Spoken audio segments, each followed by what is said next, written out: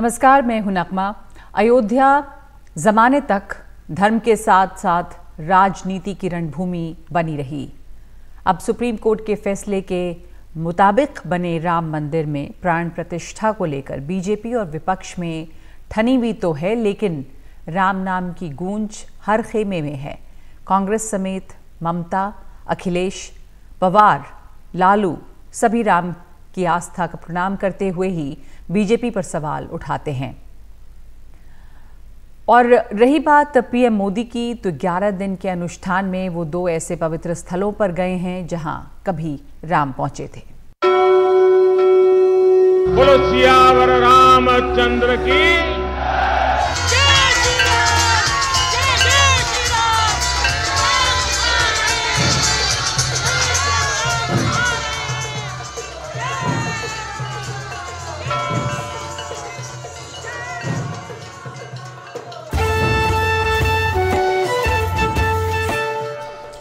जब से तय हुआ है कि अयोध्या में भगवान राम के भव्य मंदिर में रामलला की प्राण प्रतिष्ठा 22 दिसंबर को होगी, तब से ही देश का माहौल राममय होने लगा था।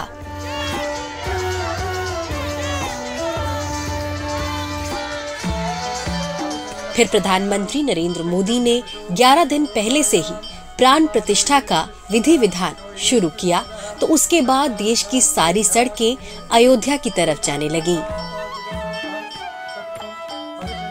प्रधानमंत्री नरेंद्र मोदी एक एक कर उन जगहों पर जा रहे हैं जिनका नाता भगवान राम से रहा है, चाहे नासिक हो या लेपाक्षी।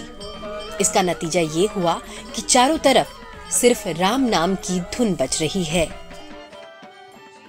अयोध्या में आएंगे राम, मगन मन बोले जय सिया राम। अयोध्या के कण कण में राम, मगन मन बोले जय सिया राम। इस राम नाम की धुन और गूंज की अनुभूति ऐसी है कि प्रधानमंत्री मोदी ने भाव विभोर होकर कह दिया कि सारा देश ही राममय हो गया है। आजकल तो पूरा देश राममय है, राम जी की भक्ति में सराबोर है। अयोध्या से दूर कहीं दूर दराज का कोई आदमी हो या अयोध्या जाकर सरयू में डुबकी लगाकर रामलला का दर्शन करने वाला, हर किसी की जुबान पर भगवान राम बैठे हैं। ये सब चुनावी साल में हो रहा है और इसलिए राम के प्रभामंडल में विपक्ष भी अपने कदम फूंक फूंक कर रख रहा है। 2 जनवरी को रामलला की प्राण प्रतिष्ठा में ना जाने वाले नेता भी राम की महिमा का गुणगान कर रहे हैं। ना करते हुए भी विपक्ष कैसे राममय हो गया है, ये हम आपको आगे दिखाएंगे, लेकिन पहले आपको प्रधानमंत्री नरेंद्र मोदी की राम पूजा की तरफ ले चलते हैं। 22 जनवरी को आप सभी अपने घरों में, मैं 140 करोड़ देशवासियों को हाथ जोड़ करके प्रार्थना कर रहा हूं कि आप 22 जनवरी को जब अयोध्या में प्रभु राम विराजमान हो, अपने घरों में भी श्री राम ज्योति जलाएं, दीपावली मनाएं। प्रधानमंत्री नरेंद्र मोदी ने 12 जनवरी को ही रामलला की प्राण प्रतिष्ठा के लिए अनुष्ठान कार्य शुरू किया। ये बात 12 जनवरी की सुबह प्रधानमंत्री मोदी ने खुद सोशल मीडिया एक्स पर लिखकर बताई। इसकी शुरुआत नासिक के कालाराम मंदिर में पूजा अर्चना और साफ सफाई करके की। कालाराम मंदिर पंचवटी के करीब है, जहां भगवान राम ने अपने वनवास के करीब 12 साल गुजारे थे। इसलिए राम की स्मृतियों से जुड़े उस पवित्र स्थल से ही प्रधानमंत्री मोदी ने अपना अनुष्ठान शुरू किया। जैसा हमारे शास्त्रों में भी कहा गया है, हमें ईश्वर के यज्ञ के लिए, आराधना के लिए स्वयं में भी दैवीय चेतना जागृत करनी होती है। इसके लिए शास्त्रों में व्रत और कठोर नियम बताए गए हैं, जिन्हें प्राण प्रतिष्ठा से पहले पालन करना होता है।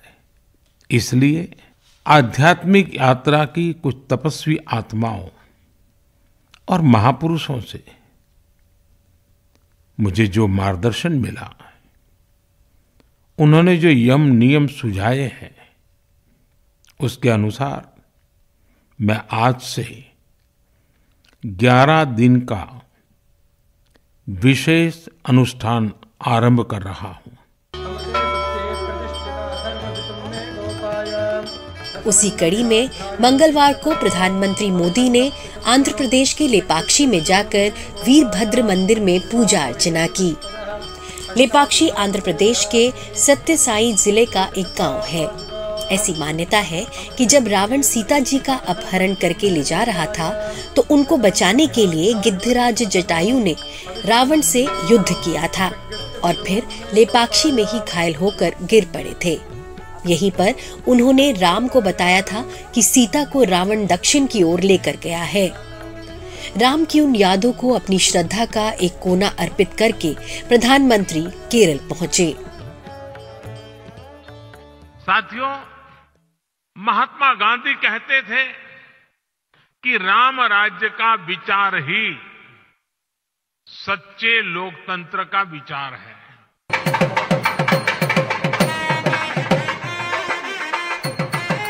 17 जनवरी की सुबह केरल के गुरुवायूर और त्रिप्रयार मंदिर में भी प्रधानमंत्री नरेंद्र मोदी ने पूजा अर्चना की।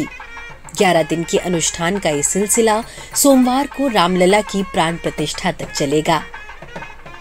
Bureau report, NDTV India.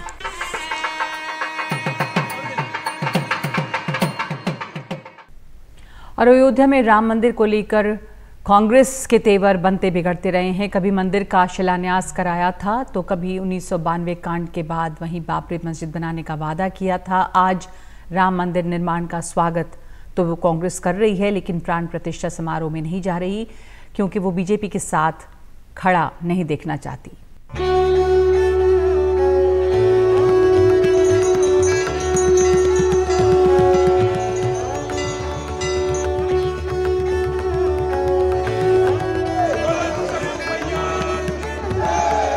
जैसे ही सूर्य देवता उत्तरायण हुए, वैसे ही मकर संक्रांति के अवसर पर उत्तर प्रदेश के कांग्रेस नेताओं ने अयोध्या का रुख किया। सरयू में डुबकी लगाई और फिर रामलला का दर्शन करने पहुंचे। तो आज खड़गे और सोनिया गांधी ने जो इनविटेशन स्वीकार नहीं किया दीपेंद्र, उसको लेके बीजेपी बहुत आरोप लगा रही है। आज अभी राजनीतिक कोई मैं उत्तर नहीं दूंगा। हाँ। आज केवल जो हम भगवान राम सबके हैं, भगवान राम सब में हैं। हाँ। हम एक ही हमारे आस्था के प्रतीक हैं। हाँ। और भगवान राम पूरी सृष्टि के, पूरे ब्रह्मांड के हैं। हाँ। राम तो सबके हैं, राम तो सब में है, ये भाव दिखाते हुए कांग्रेस का उत्तर प्रदेश वाला खेमा राममय हो गया। कांग्रेस आदरणीय कांग्रेस अध्यक्ष मल्लिकार्जुन खड़गे जी ने बहुत स्पष्ट रूप से और खुले रूप से सभी को इस चीज के लिए बहुत स्पष्ट किया है कि जिस जिस की आस्था हो वह जा सकता है। ना ही किसी को हमने निमंत्रण दिया है कि वहाँ पे आएं और जाएं, और ना ही हम किसी को रोक रहे हैं। आज का दिन बहुत शुभ होता है, बहुत पावन होता है, और ऐसे दिन में हम यहाँ पर आकर दर्शन करना चाहते थे। इसमें इतनी बड़ी बात क्या और उसमें इतनी राजनीति क्यों की जा रही है? लेकिन अयोध्या के दिल्ली आते आते कांग्रेस के रुख और तेवर थोड़े बदले बदले नजर आते हैं। कांग्रेस की मुश्किल तब बढ़ गई थी जब राम मंदिर के उद्घाटन के लिए उनके 4 बड़े नेताओं को न्योता गया। पूर्व प्रधानमंत्री मनमोहन सिंह को, कांग्रेस अध्यक्ष मल्लिकार्जुन खड़गे को, लोकसभा में कांग्रेस के नेता अधीर रंजन चौधरी को और सोनिया गांधी को। काफी दिन तक असमंजस में रहने के बाद कांग्रेस के बड़े नेताओं ने साफ कर दिया कि वो 22 जनवरी को अयोध्या नहीं जाएंगे, क्योंकि भगवान राम का धार्मिक नहीं बल्कि बीजेपी आरएसएस का राजनीतिक कार्यक्रम है। यही बात भारत न्याय यात्रा पर निकले राहुल गांधी ने भी दोहराई। It is a political function, right? So it is difficult for us to go to a political function which is designed around the Prime Minister of India and designed around the RSS. Ayodhya में राम मंदिर को लेकर कांग्रेस की स्थिति उस गिलहरी की तरह हो जाती है जो 2 कदम आगे जाती है तो फिर 3 कदम पीछे हट जाती है। 1986 में राजीव गांधी के कार्यकाल में राम जन्मभूमि परिसर के ताले खुले। 1989 में राजीव गांधी सरकार ने राम मंदिर के शिलान्यास की इजाजत दी। 1989 के लोकसभा चुनाव का प्रचार भी राजीव गांधी ने अयोध्या से किया। 1991 में लोकसभा चुनाव के घोषणा पत्र में भी राम मंदिर का उल्लेख किया गया है कि कांग्रेस सत्ता में लौटी तो बाबरी मस्जिद को बगैर नुकसान पहुंचाए भव्य राम मंदिर बने। लेकिन 1992 में विवादित मस्जिद के ध्वंस के बाद उसी जगह पर बाबरी मस्जिद दोबारा बनाने का वादा नरसिम्हा राव सरकार ने किया था। उसके बाद कांग्रेस मंदिर से दूर रही, लेकिन 2019 में सर्वोच्च न्यायालय का फैसला आया तो कांग्रेस ने स्वागत किया। 2020 में भूमि पूजन को कांग्रेस ने राष्ट्रीय एकता का कार्यक्रम बताया। राम मंदिर के सवाल से अक्सर कांग्रेस की धर्मनिरपेक्षता टकराती है, लेकिन जिस आम आदमी पार्टी के साथ कांग्रेस दिल्ली से पंजाब तक चुनावी गठबंधन बनाने में जुटी है, उसने दिल्ली में हिंदू भावनाओं को खुश करने का दांव चल दिया है। आम आदमी पार्टी ने दिल्ली में रामचरितमानस के सुंदरकांड का पाठ शुरू कर दिया। साथ ही हर मंगलवार को हनुमान चालीसा का भी पाठ करेगी। इसमें लेटर में उन्होंने लिखा है कि बहुत ज्यादा वीआईपी और वीवीआईपी आएंगे और इसीलिए सुरक्षा को मद्देनजर रखते हुए एक ही व्यक्ति अलाउड है वहां पे अभी इस टाइम जाना। मैं चाहता हूं कि अपनी धर्मपत्नी और अपने बच्चों के साथ, और मेरे माता पिता को भी बहुत ज्यादा चाव चढ़ा हुआ है कि हमें जाके रामलला जी के दर्शन करने हैं, तो अपने माता पिता, अपनी धर्मपत्नी, अपने बच्चों के साथ में जाऊंगा। बाद में चले जाएंगे जब भी एक बार ये भी हो जाए 22 तारीख में। 2020 के दिल्ली के विधानसभा चुनाव में भी आपने हनुमान चालीसा का पाठ शुरू कर दिया था। इतना ही नहीं, गुजरात में विधानसभा चुनाव के दौरान केजरीवाल ने कहा था कि नोटों पर लक्ष्मी जी की तस्वीर लगाई जाए जिससे रुपया मजबूत होगा। यानी केजरीवाल की पार्टी बीजेपी के हिंदुत्व का मुकाबला अपने नरम हिंदुत्व से करना चाहती है, लेकिन कांग्रेस कभी जनेऊ में फंस जाती है तो कभी जाति में। मंदिर से लेकर जातिगत जनगणना इसके सबूत हैं। Bureau report, NDTV India. Break के बाद आखिर इंडिया के सहयोगी क्यों है राम? मंदिर के सवाल पर थोड़ा नर्म थोड़ा गर्म। एक ब्रेक के बाद।